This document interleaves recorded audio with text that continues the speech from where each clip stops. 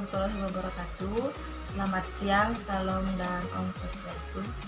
Perkenalkan, nama saya Nimadi Sintiawati, stambuk C20118366. Terima kasih atas kesempatan yang diberikan pada kelompok 3 untuk membawakan materi mengenai perlindungan haki dan hak pribadi serta penyelesaian sengketa e-commerce dan transaksi elektronik. Adapun 3 subpokok bahasan dibawakan oleh kelompok 3 yaitu yang pertama, perlindungan haki dan nama domain. 2. Perlindungan hak pribadi. Yang ketiga, perbuatan yang dilarang dan sanksi hukumnya. Yang pertama yaitu perlindungan haki. Haki atau hak atas kekayaan intelektual adalah suatu hak eksklusif yang diberikan kepada suatu hukum atau peraturan kepada seseorang atas hasil karya ciptanya.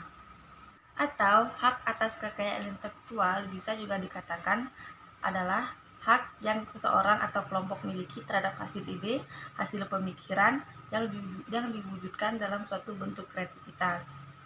Jadi, apapun hasil kreativitas yang seseorang ciptakan, itu ada haknya dan dilindungi oleh undang-undang. Adapun tujuan dari penerapan hak atas kekayaan intelektual yang pertama yaitu antisipasi kemungkinan melanggar haki pihak lain.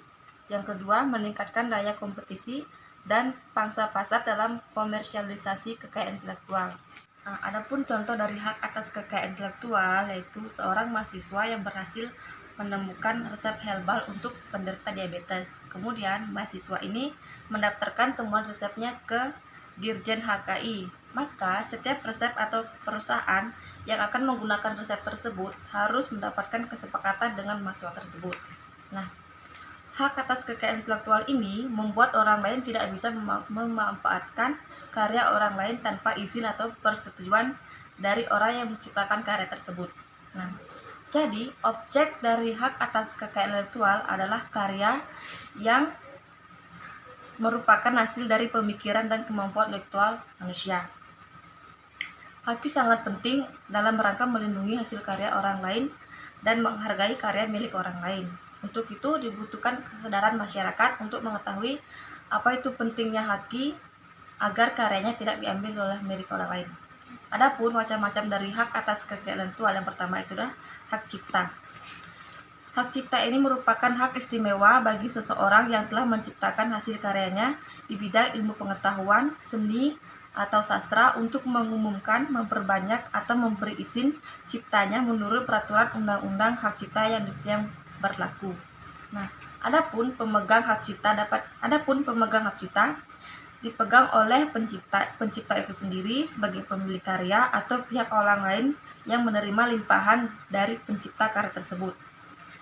Contoh-contoh hak cipta seperti hak atas ciptaan karya tulis, musik, karya seni, dan seni rupa. Perkenalkan, nama saya Tesya, stambuk C20118074. Baik, saya akan membahas tentang hak kekayaan industri, di mana hak kekayaan industri dibagi menjadi beberapa bagian. Yang pertama ada paten. Berdasarkan Undang-Undang Nomor 14 Tahun 2001, Pasal 1 Ayat 1, menyatakan paten adalah hak eksklusif yang diberikan oleh negara kepada inventor atas hasil invensinya di bidang teknologi, yang untuk selama waktu tertentu melaksanakan sendiri invensinya tersebut, atau memberikan persetujuannya kepada pihak lain untuk melaksanakannya. Kemudian yang kedua ada merek. Berdasarkan Undang-Undang Nomor 15 Tahun 2001, Pasal 1 Ayat 1, merek adalah tanda yang berupa gambar, nama, kata, huruf-huruf, angka-angka, susunan warna, atau kombinasi dari unsur-unsur tersebut yang memiliki daya pembeda dan digunakan dalam kegiatan perdagangan barang atau jasa. Kemudian ada yang ketiga, desain industri, di mana berdasarkan Undang-Undang Nomor 31 Tahun 2000, Pasal 1 Ayat 1, tentang desain industri, bahwa desain industri adalah suatu kreasi tentang bentuk, konfigurasi, atau komposisi garis atau warna, di mana garis atau warna atau gabungan daripadanya yang terbentuk 3 dimensi atau 2 dimensi yang memberikan kesan estetis dan dapat diwujudkan dalam pola 3 dimensi atau 2 dimensi, serta dapat dipakai untuk menghasilkan suatu produk, barang, komoditas industri atau kerajinan tangan.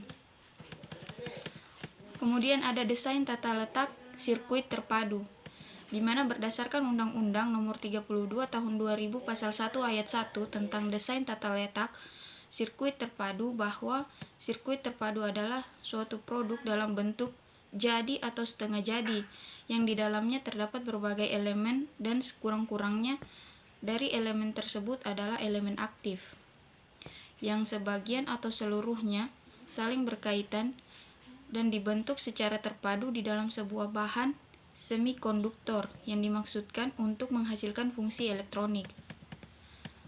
Kemudian ada rahasia dagang, di mana menurut Undang-Undang Nomor 30 Tahun 2000 tentang rahasia dagang, bahwa rahasia dagang adalah informasi yang tidak diketahui oleh umum di bidang teknologi dan atau bisnis, mempunyai nilai ekonomi karena berguna dalam kegiatan usaha dan dijaga kerahasiaannya oleh pemilik rahasia dagang. Kemudian yang terakhir ada indikasi geografis, di mana berdasarkan Undang-Undang Nomor 15 Tahun 2001 Pasal 56 Ayat 1 tentang merek, bahwa indikasi geografis dilindungi sebagai suatu tanda yang menunjukkan daerah asal atau suatu barang yang karena faktor lingkungan geografis, termasuk faktor alam, faktor manusia, atau kombinasi dari kedua faktor tersebut, memberikan ciri dan kualitas tertentu pada barang yang dihasilkan. Demikian. Yang kedua adalah nama domain. Domain adalah sebuah nama unik yang diberikan pada suatu server untuk mengidentifikasikan nama server tersebut, seperti halnya pada web server atau mail server. Domain akan menjadi sebuah nama mewakili dari nama server tersebut, sehingga orang akan lebih mudah dalam mengakses web server tertentu di dalam jaringan komputer atau internet. Domain yang paling umum digunakan adalah .com, sedangkan domain biasanya disatukan dengan nama dari server tersebut, seperti google.com, facebook.com, dan sebagainya. Adapun fungsi domain adalah untuk memudahkan user yang terhubung ke jaringan internet untuk dapat mengakses suatu web. Selain itu, domain juga mempermudah kita untuk mengingat alamat situs web tanpa harus memasukkan IP address untuk mengakses web server tersebut. Saya Nilu Iliandani, Stambuk C20111838. Baik, di sini saya akan melanjutkan memaparkan materi mengenai jenis-jenis nama domain. Secara umum, nama domain terdiri atas dua jenis, yaitu generic domains atau GTLDS dan country specific domains atau CCTLDS. Yang pertama itu ada generic domains atau GTLDS, merupakan nama domain yang berakhiran dengan .com, .net, .org, .edu, .mail, atau .gov. Jenis domain ini sering juga disebut dengan top level domains, yaitu domains yang langsung di bawah root atau titik di belakang nama domains dan tidak menunjukkan domains berdasarkan negara, sehingga siapapun dapat mendaftar.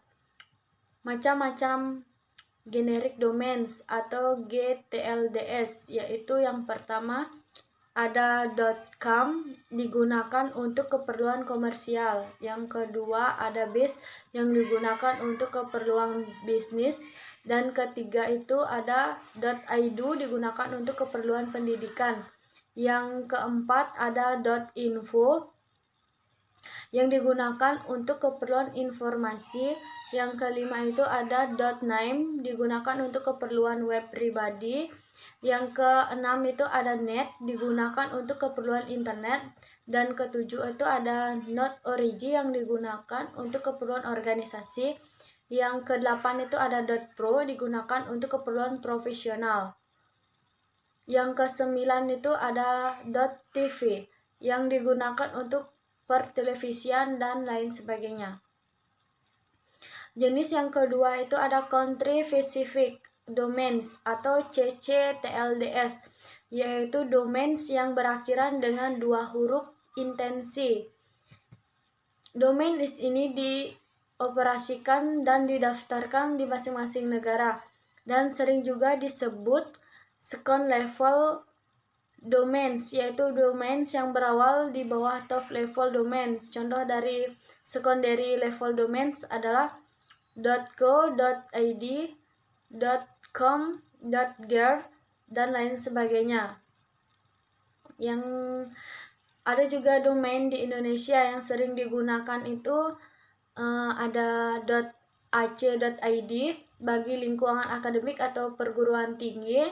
Ada juga orang menggunakan .co.id bagi organisasi komersial. Yang ketiga itu ada .or.id bagi organisasi selain organisasi. Yang keempat itu ada .net.id bagi organisasi pemegang izin penyelenggaraan jasa telekomunikasi. Yang kelima itu ada web.id bagi badan usaha, organisasi ataupun perseorangan yang melakukan kegiatan di World Wide Web.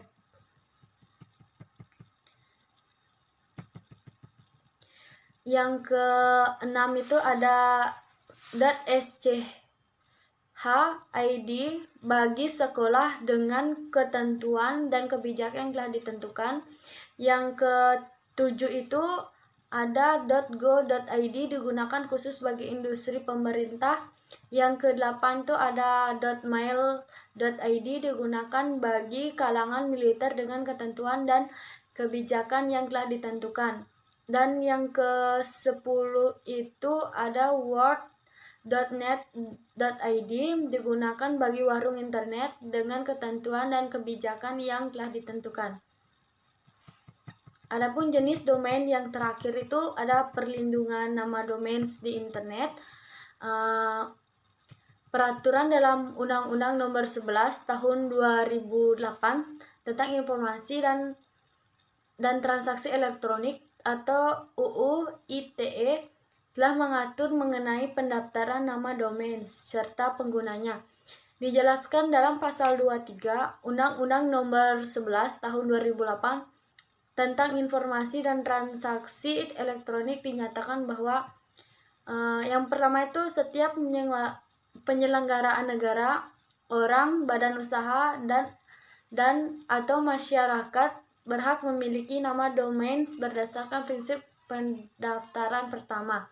Yang kedua itu pemilikan dan penggunaan nama domain sebagainya dimaksud pada ayat 1 harus didasarkan pada itikat baik, tidak melanggar prinsip persaingan usaha secara sehat dan tidak melanggar hak orang lain. Yang ketiga itu ada setiap penyelenggaraan negara, orang dan badan usaha atau masyarakat yang dirugikan karena penggunaan nama domain secara tanpa hak oleh orang lain berhak mengajukan penggugatan pembatalan nama domain yang dimaksudkan. Ya baik, Assalamualaikum warahmatullahi wabarakatuh. Perkenalkan, nama saya Rifki Andika, Stanbuk C201818388. Jadi di sini saya akan melanjutkan pemaparan dari teman saya, yaitu mengenai perlindungan hak pribadi. Nah, jadi seperti yang ada di PPT, yaitu menurut KBBI data pribadi adalah data yang berkenaan dengan ciri seseorang seperti nama, umur, jenis kelamin, pendidikan, pekerjaan, alamat, dan kedudukan dalam keluarga. Data pribadi dapat didefinisikan sebagai suatu informasi yang berkaitan dengan seseorang, yaitu data pemilik. Nah, adapun konsep yang telah dibangun oleh Warren and Brandeis, William L. Prosser 1960 mencoba mendetailkan cakupan ruang lingkup dari hak privasi seseorang dengan merujuk setidaknya pada 4 bentuk gangguan terhadap diri pribadi seseorang, yakni yang pertama, gangguan terhadap tindakan seseorang mengasingkan diri atau menyendiri, atau gangguan terhadap relasi pribadinya. Dan yang kedua, pengungkapan fakta-fakta pribadi yang memalukan secara publik. Yang ketiga, publisitas yang menempatkan seseorang secara keliru di hadapan publik. Yang keempat, penguasaan tanpa izin atas kemiripan seseorang untuk keuntungan orang lain. Nah, mungkin sekian saja dari saya, akan dilanjutkan oleh teman saya. Nama saya Mamang Sucahya Diparta, nomor stambuk C201-18345. Di sini saya akan menjelaskan materi saya, yaitu ancaman kebocoran data pribadi dan urgensi pada prakteknya.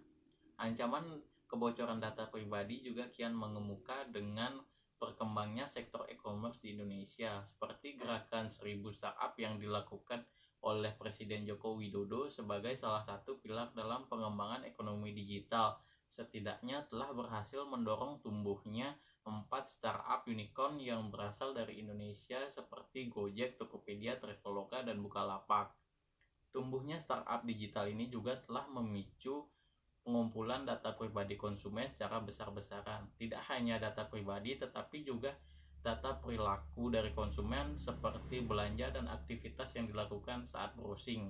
Bahkan hampir semua aplikasi bila ingin dijalankan oleh calon penggunanya, maka akan memaksa usernya untuk memberikan akses data ke data lainnya, misalnya akses identitas diri, daftar kontak, lokasi, SMS, foto, media, dan file.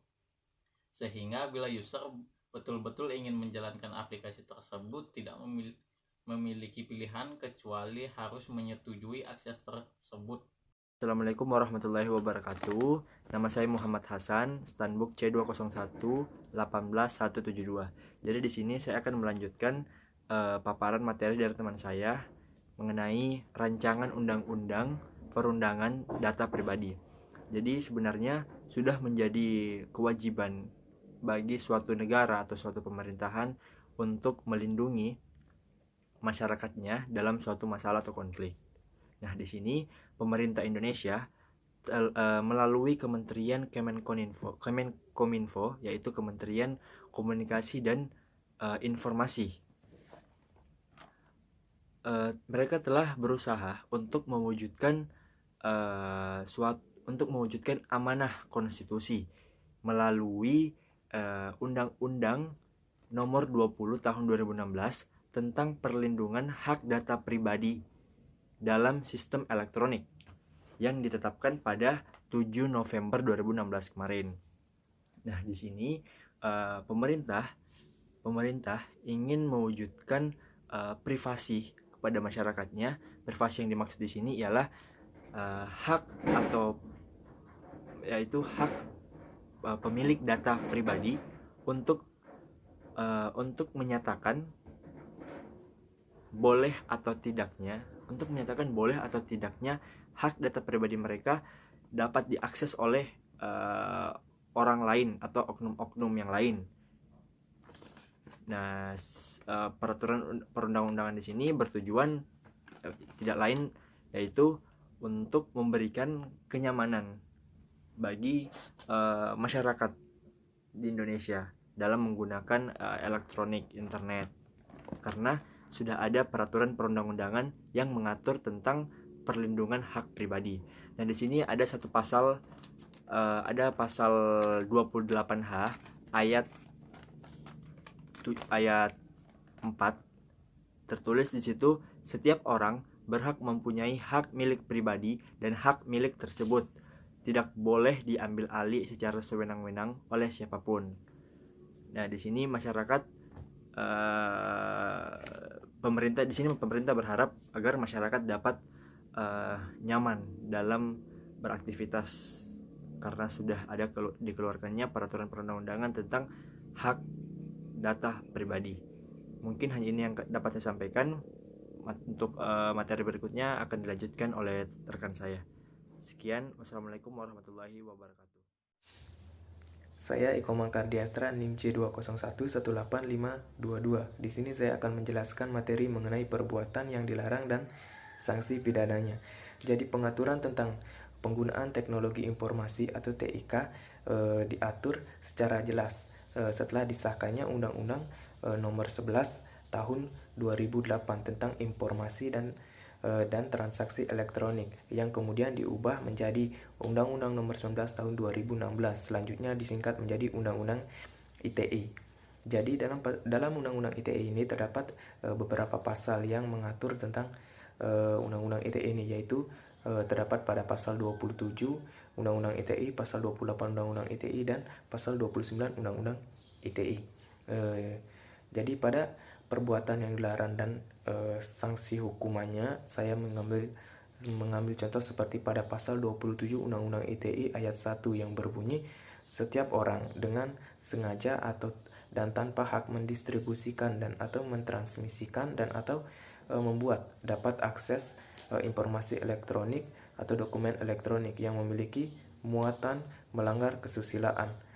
Jadi pada pasal 27 Undang-Undang ITE ini contoh kasus yang dapat diberikan yaitu seperti mencemarkan nama baik orang, mencemarkan nama baik suatu perusahaan, mencemarkan nama baik produk, mencemarkan nama baik suatu badan lembaga hukum melalui media internet, melalui media sosial ataupun media teknologi. Kemudian pada pasal 27 Undang-Undang ITE ayat 1 ini juga mengatur mengenai tentang pencemaran foto atau video melalui media sosial, kemudian mengendorse barang-barang yang ilegal. Pada kasus ini sanksi hukuman yang dapat diberikan yaitu yang pertama sanksi penjara dan sanksi berupa denda. Pada sanksi penjara ini di mana pelanggar akan mendapatkan hukuman kurun waktu maksimal 6 tahun penjara atau denda sejumlah 1 miliar.